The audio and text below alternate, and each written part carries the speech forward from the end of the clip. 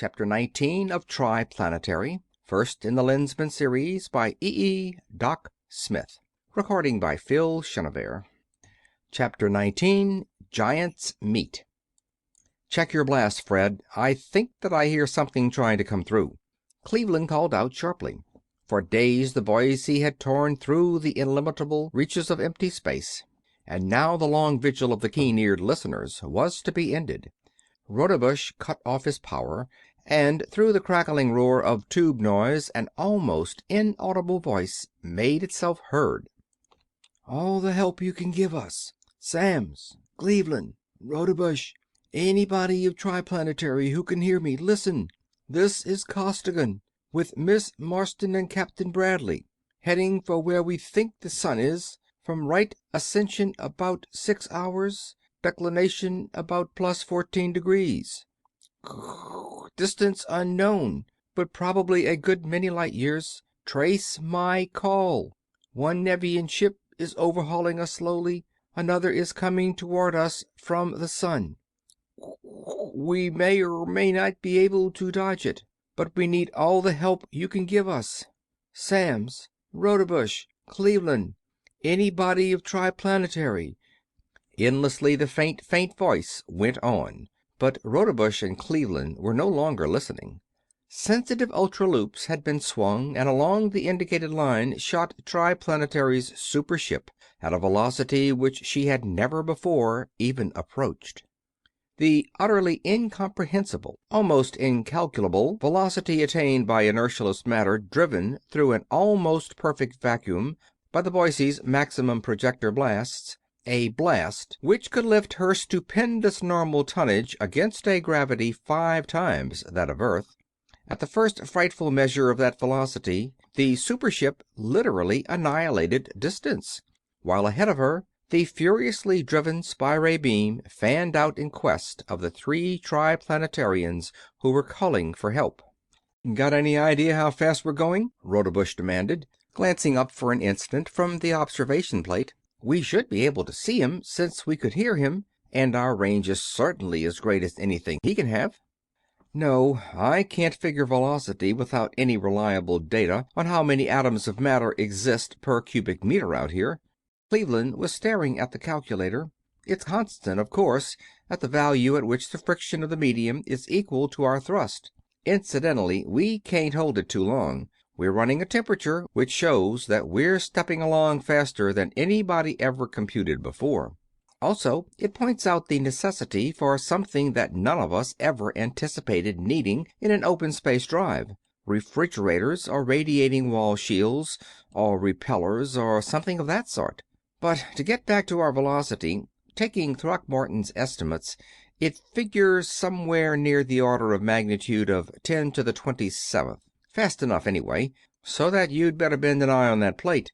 Even after you see them, you won't know where they really are, because we don't know any of the velocities involved, our own, theirs, or that of the beam, and we may be right on top of them. Or if we happen to be outrunning the beam, we won't see them at all. That makes it nice piloting." "How are you going to handle things when we get there?" "Lock to them and take them aboard if we're in time. If not, if they are fighting already. There they are!" The picture of the speedster's control room flashed upon the speaker. "Hi, Fritz. Hi, Cleve. Welcome to our city. Where are you?" "We don't know," Cleveland snapped back. "And we don't know where you are, either. Can't figure anything without data. I see you're still breathing air. Where are the Nevians? How much time have we got yet?" "Not enough, I'm afraid. By the looks of things, they will be within range of us in a couple of hours. And you haven't even touched our detector screen yet." "A couple of hours?" In his relief, Cleveland shouted the words, "That's time to burn. We can be just about out of the galaxy in that." He broke off at a yell from Rodebush. "Broadcast, Spud! Broadcast!" the physicist had cried, as Costigan's image had disappeared utterly from his plate. He cut off the Boise's power, stopping her instantaneously in mid-space, but the connection had been broken. Costigan could not possibly have heard the orders to change his beam signal to a broadcast so that they could pick it up, nor would it have done any good if he had heard and had obeyed. So immeasurably great had been their velocity that they had flashed past the speedster and were now unknown thousands or millions of miles beyond the fugitives they had come so far to help, far beyond the range of any possible broadcast. But Cleveland understood instantly what had happened. He now had a little data upon which to work, and his hands flew over the keys of the calculator. "Blast back at maximum 17 seconds," he directed crisply. "Not exact, of course, but that will put us close enough so that we can find 'em with our detectors." For the calculated 17 seconds, the super ship retraced her path at the same awful speed with which she had come so far. The blast expired, and there, plainly limned upon the observation plates, was the Nevian speedster. "As a computer, you're good, Cleve," Rodebush applauded. "So close that we can't use the neutralizers to catch him. If we use one dyne of drive, we'll overshoot 1,000,000 kilometers before I could snap the switch. And yet he's so far away and going so fast that if we keep our inertia on, it'll take all day at full blast to overtake. No, wait a minute. We could never catch him." Cleveland was puzzled. "What to do? Shunt in a potentiometer?" "No, we don't need it." Rodebush turned to the transmitter. "Costigan, we are going to take hold of you with a very light tractor. A tracer, really. And whatever you do, don't cut it, or we can't reach you in time. It may look like a collision, but it won't be. We'll just touch you without even a jar." "A tractor? Inertialess?" Cleveland wondered. "Sure. Why not?" Rodebush set up the beam at its absolute minimum of power and threw in the switch. While hundreds of thousands of miles separated the two vessels and the attractor was exerting the least effort of which it was capable, yet the super ship leaped toward the smaller craft at a pace which covered the intervening distance in almost no time at all. So rapidly were the objectives enlarging upon the plates that the automatic focusing devices could scarcely function rapidly enough to keep them in place. Cleveland flinched involuntarily and seized his arm rests in a spasmodic clutch as he watched this. The first inertialess space approach, and even Rodebush, who knew better than anyone else what to expect, held his breath and swallowed hard at the unbelievable rate at which the two vessels were rushing together. And if these two, who had rebuilt the super ship, could hardly control themselves, what of the three in the speedsters who knew nothing whatever of the wonder craft's potentialities? Clio, staring into the plate with Costigan, uttered one piercing shriek as she sank her fingers into his shoulders. Bradley swore a mighty deep space oath and braced himself against certain annihilation. Costigan stared for an instant, unable to believe his eyes. Then, in spite of the warning, his hand darted toward the studs which would cut the beam. Too late. Before his flying fingers could reach the buttons, the Boise was upon them, had struck the speedster in direct central impact. Moving at the full measure of her unthinkable velocity though the super ship was in the instant of impact, yet the most delicate recording instruments of the speeder could not detect the slightest shock as the enormous globe struck the comparatively tiny torpedo and clung to it, accommodating instantaneously and effortlessly her own terrific pace to that of the smaller and infinitely slower craft. Clio sobbed in relief, and Costigan, one arm around her, sighed hugely. "Hey, you space lugs," he cried. "Glad to see you and all that, but you might as well kill a man outright as scare him to death. So that's the super ship, huh? Some ship." "Hiya, Murph. Hi, Spud," came from the speaker. "Murph? Spud? How come?" Clio, practically recovered now, glanced upward questioningly. It was plain that she did not quite know whether or not to like the nicknames which the rescuers were calling her Conway. "My middle name is Murphy, so they've called me things like that ever since I was so high." Costigan indicated a length of approximately 12 inches. "And now you'll probably live long enough, I hope, to hear me called a lot worse stuff than that." "Don't talk that way. We're safe now, Spud. It's nice that they like you so much, but they would, of course. She snuggled even closer, and both listened to what Rodebush was saying. "Realized myself that it would look so bad. It scared me as much as it did anybody. Yes, this is it. She really works. Thanks more than somewhat to Conway Costigan, by the way. But you had better transfer. If you'll get your things." "Things is good," Costigan laughed, and Clio giggled sunnily. "We've made so many transfers already that what you see is all we've got," Bradley exclaimed. "We'll bring ourselves, and we'll hurry. That Nevian is coming up fast." "Is there anything on this ship you fellows want?" Costigan asked. "There may be, but we haven't any locks big enough to let her inside. And we haven't time to study her now. You might leave her controls in neutral so that we can calculate her position if we should want her later on." "All right." The three armor-clad figures stepped into the Boise's open lock. The tractor beam was cut off, and the speedster flashed away from the now stationary super ship. "Better let formalities go for a while," Captain Bradley interrupted the general introductions taking place. "I was scared out of 9 years' growth when I saw you coming at us, and maybe I've still got the humps. But that Nevian is coming up fast, and if you don't already know it, I can tell you that she's no light cruiser." "That's so, too," Costigan agreed. "Have you fellows got enough stuff so that you think you can take him? You've got the legs on him, anyway. You can certainly run if you want to." "Run?" Cleveland laughed. "We have a bone of our own to pick with that ship. We licked her to a standstill once, until we burned out a set of generators. And since we got them fixed, we've been chasing her all over space. We were chasing her when we picked up your call. See there? She's doing the running."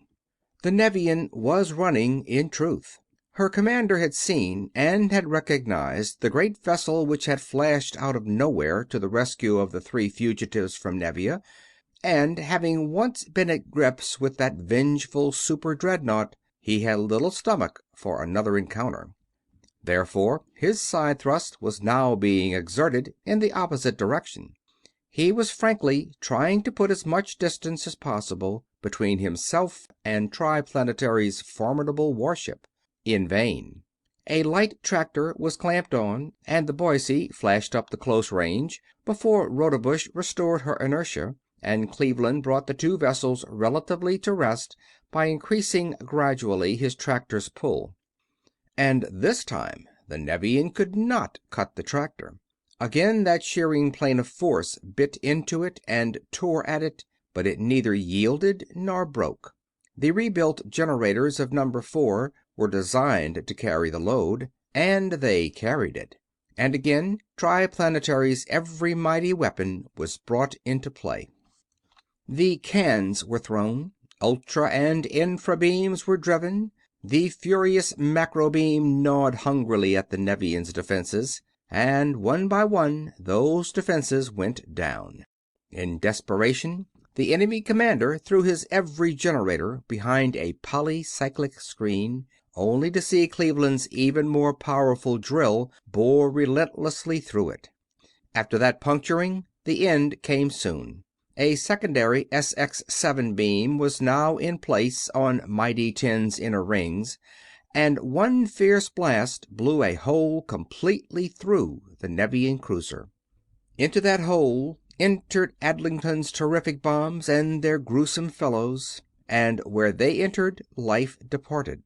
All defenses vanished, and under the blasts of the Boise's batteries, now unopposed, the metal of the Nevian vessel exploded into a widely spreading cloud of vapor. Sparkling vapor, with perhaps here and there a droplet or two of material which had been only liquefied. So passed the sister ship, and Rodebush turned his plates upon the vessel of Nerado. But that highly intelligent amphibian had seen all that had occurred. He had long since given over the pursuit of the speedster, and he did not rush in to do hopeless battle beside his fellow Nevians against the Tellurians. His analytical detectors had written down every detail of every weapon and of every screen employed, and even while prodigious streamers of force were raving out from his vessel, braking her terrific progress and swinging her around in an immense circle back toward far Nevia, His scientists and mechanics were doubling and redoubling the power of his already titanic installations to match, and if possible to overmatch, those of TriPlanetary's super dreadnought. "Do we kill him now, or do we let him suffer a while longer?" Costigan demanded. "I don't think so yet," Rodebush replied. "Would you, Cleve?" "Not yet," said Cleveland grimly, reading the other's thought and agreeing with it. "Let him pilot us to Nevia. We might not be able to find it without a guide. While we're at it, we want to so pulverize that crowd that if they never come near the Solarian system again, they'll think it's 20 minutes too soon." Thus it was that the Boise, increasing her few dynes of driving force at a rate just sufficient to match her quarry's acceleration, pursued the Nevian ship. Apparently exerting every effort, she never came quite within range of the fleeing raider, yet never was she so far behind that the Nevian spaceship was not in clear register upon her observation plates.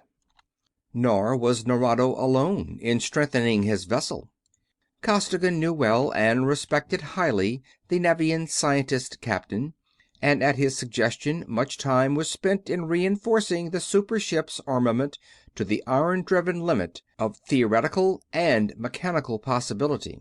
In mid-space, however, the Nevian slowed down. "What gives?" Rodebush demanded of the group at large. "Not turnover time already, is it?" "No." Cleveland shook his head. "Not for at least a day yet." "Cooking up something on Nevia is my guess," Costigan put in. "If I know that lizard at all, he wired ahead specifications for the welcoming committee. We're getting there too fast, so he's stalling. Check?" "Check," Rodebush agreed. "But there's no use of us waiting. If you're sure you know which one of those stars up ahead is Nevia, do you, Cleve?" "Definitely." "The only other thing is, then, shall we blow them out of the ether first?"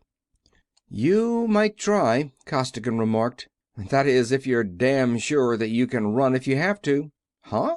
Run?" demanded Rodebush. "Just that. It's spelled R-U-N, run. I know those freaks better than you do. Believe me, Fritz, they've got what it takes." "Could be at that," Rodebush admitted. "We'll play it safe." The Boise leaped upon the Nevian, every weapon aflame. But, as Costigan had expected, Nerado's vessel was completely ready for any emergency. And unlike her sister ship, she was manned by scientists well versed in the fundamental theory of the weapons with which they fought. Beams, rods, and lances of energy flamed and flared. Planes and pencils cut, slashed and stabbed. Defensive screens glowed redly, or flashed suddenly into intensely brilliant coruscating incandescence. Crimson opacity struggled sullenly against violet curtain of annihilation. Material projectiles and torpedoes were launched under full beam control, only to be exploded harmlessly in mid-space, to be blasted into nothingness, or to disappear innocuously against impenetrable polycyclic screens. Even Cleveland's drill was ineffective. Both vessels were equipped completely with iron-driven mechanisms. Both were manned by scientists capable of wringing the highest possible measure of power from their installations. Neither could harm the other.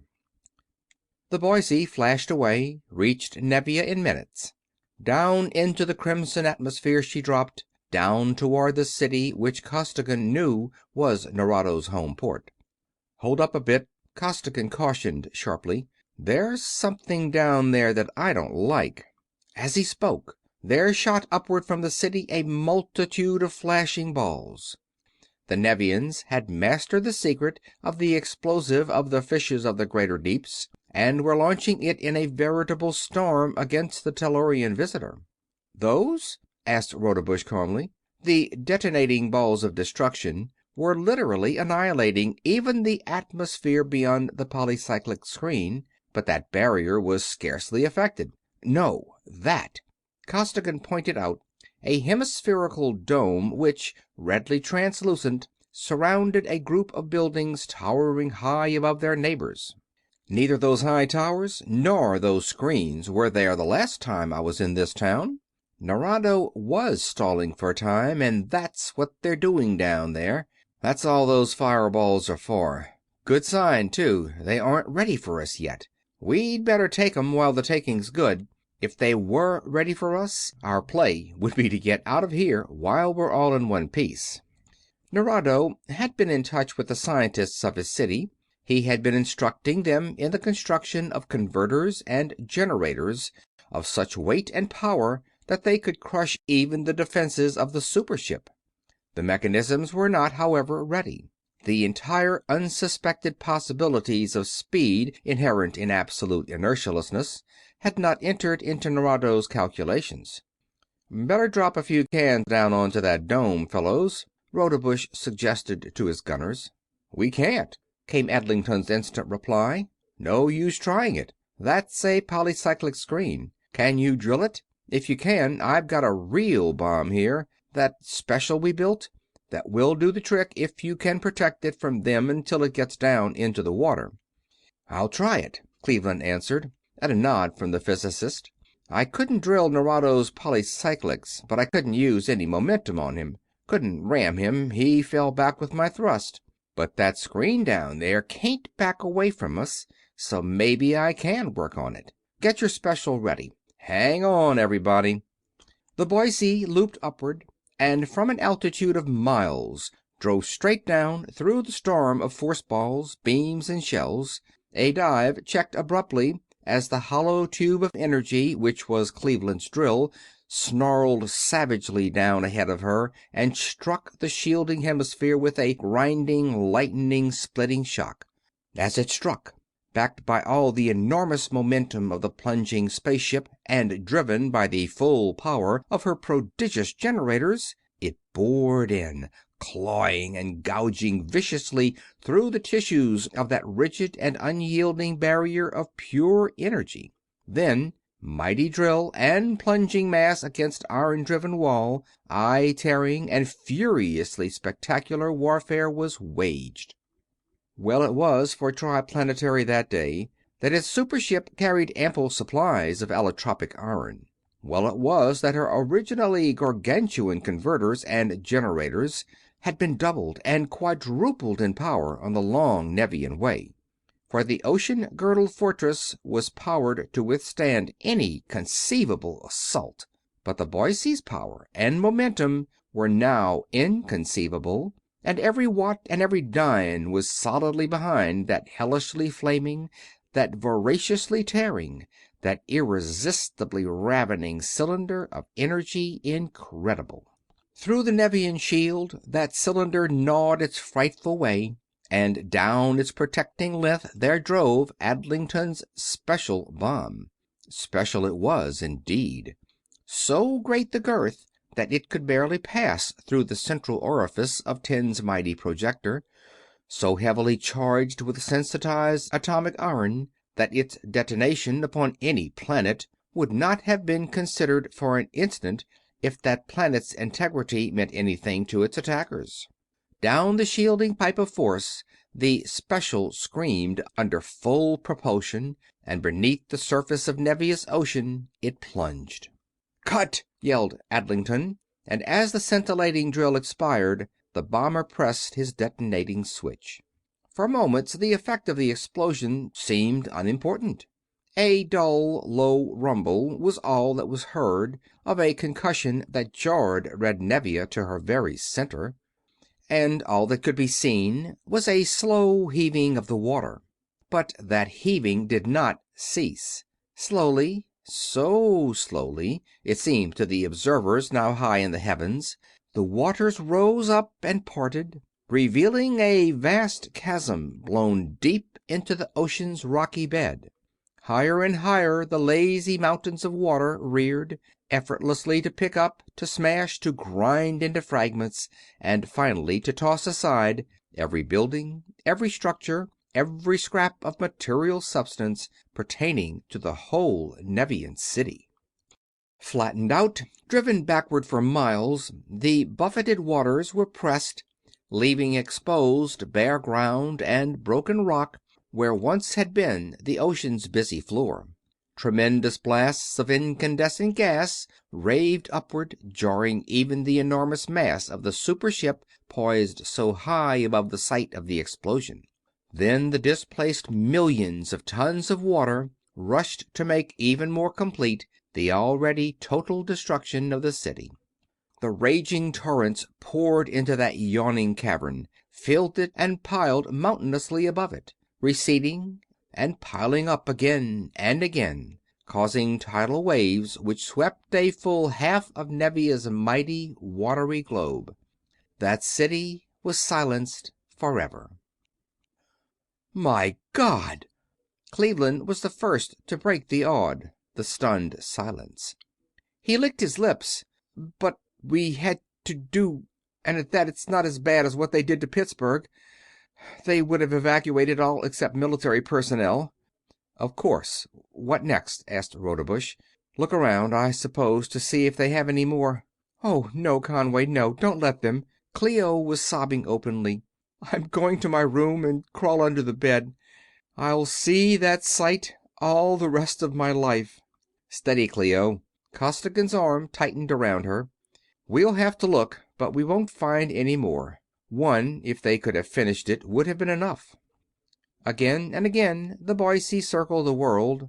No more super-powered installations were being built, and surprisingly enough, the Nevians made no demonstration of hostility. I wonder why, Rodebush mused. Of course we aren't attacking them either, but you think... Do you suppose that they are waiting for Nerado? Probably. Costigan paused in thought. We'd better wait for him too. We can't leave things this way. But if we can't force engagement, a stalemate... Cleveland's voice was troubled. We'll do something, Costigan declared. This thing has got to be settled, some way or other, before we leave here.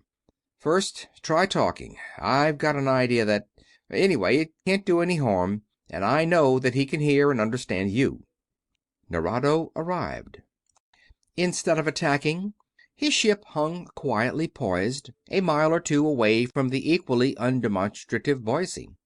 Rodebush directed a beam. Captain Nerado, I am Rodebush of TriPlanetary. What do you wish to do about this situation? I wish to talk to you. The Nevian's voice came clearly from the speaker. You are, I now perceive, a much higher form of life than any of us had thought possible. A form, perhaps, as high in evolution as our own. It is a pity that we did not take the time for a full meeting of minds when we first neared your planet, so that much life, both Tellurian and Nevian, might have been spared. But what is past cannot be recalled. As reasoning beings, however, you will see the futility of continuing a combat in which neither is capable of winning victory over the other. You may, of course, destroy more of our Nevian cities, in which case I should be compelled to go and destroy similarly upon your Earth, but to reasoning minds such a course would be sheerest stupidity. Rodebush cut the communicator beam. Does he mean it? He demanded of Costigan. It sounds perfectly reasonable, but fishy, Cleveland broke in. Altogether too reasonable to be true.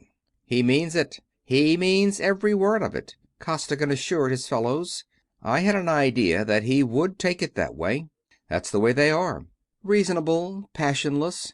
Funny, they lack a lot of things that we have, but they've got stuff that I wish more of us Tellurians had too. Give me the plate. I'll talk for TriPlanetary. And the beam was restored. Captain Nerado, he greeted the Nevian commander. Having been with you and among your people, I know that you mean what you say and that you speak for your race. Similarly, I believe that I can speak for the TriPlanetary Council, the governing body of 3 of the planets of our solar system, in saying that there is no need for any more conflict between our peoples. I also was compelled by circumstances to do certain things which I now wish could be undone. But as you have said, the past is past. Our 2 races have much to gain from each other by friendly exchanges of materials and of ideas, while we can expect nothing except mutual extermination if we elect to continue this warfare. I offer you the friendship of TriPlanetary. Will you release your screens and come aboard to sign a treaty? My screens are down. I will come. Rodebush likewise cut off his power, although somewhat apprehensively, and a Nevian lifeboat entered the main airlock of the Boise.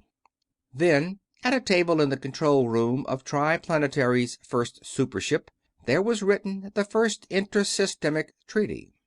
Upon one side were the three Nevians, amphibious, cone-headed, loop-necked, scaly, four-legged things, to us monstrosities. Upon the other were human beings, air-breathing, round-headed, short-necked, smooth-bodied, two-legged creatures equally monstrous to the fastidious Nevians. Yet each of these representatives of the two races so different felt respect for the other race increase within him minute by minute as the conversation went on.